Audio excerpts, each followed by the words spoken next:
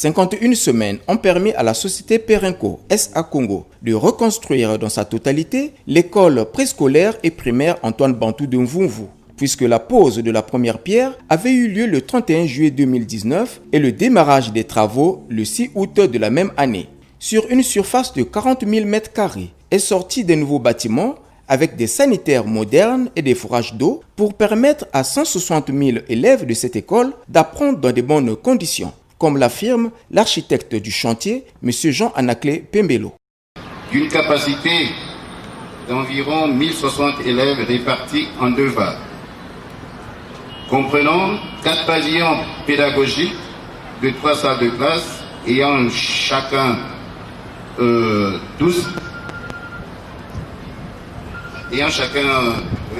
une capacité de 12 classes au total. Chaque bâtiment pédagogique est à une surface d'environ 260 m². Un pavillon pédagogique préscolaire de 3 salles de classe et autres communautés de 337 m². Un pavillon abritant l'administration du préscolaire et du primaire d'une surface de 305 m², une construction abritant le logement du directeur de 127 m² de surface, un bloc sanitaire qui devra recevoir les WC pour public pour les enfants et un réservoir d'eau, y compris le forage. Plus de 931 millions de francs CFA, tel est le montant des travaux réalisés par la société Perenco SA Congo, qui a su compter sur l'appui vital des partenaires qui ont voulu aussi apporter leur pierre à l'édifice, ce qui a suscité la reconnaissance de M. Louis Hanekar, directeur de Perenco Congo. Cette réalisation a été possible grâce à la collaboration étroite avec le ministère des Hydrocarbures, et je remercie au nom de Perenco Congo l'équipe avec laquelle nous avons échangé pendant les derniers mois, présidée par monsieur le directeur de cabinet et l'équipe de suivi, monsieur Foucault et madame Audet, initiatrice du projet avec qui nous avons commencé à bâtir la feuille de route il y a environ 1 an pour ce beau projet.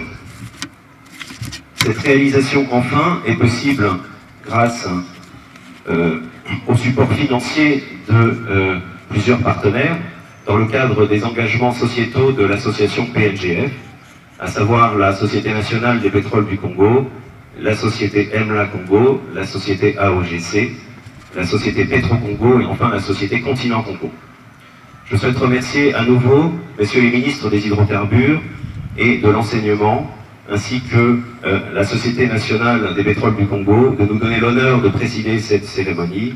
Et avant de remettre les clés, je vous souhaite, avec un peu d'avance, une excellente visite.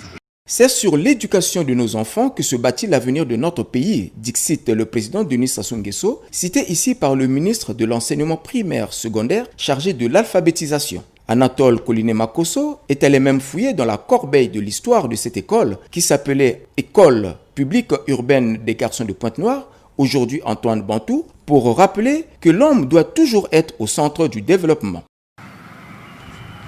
Mettre l'homme et la femme au centre du développement et assurer à notre pays des ressources humaines bien formées et de qualité, tel est le credo de son Excellence Denis Sassou Nguesso, président de la République, chef de l'État.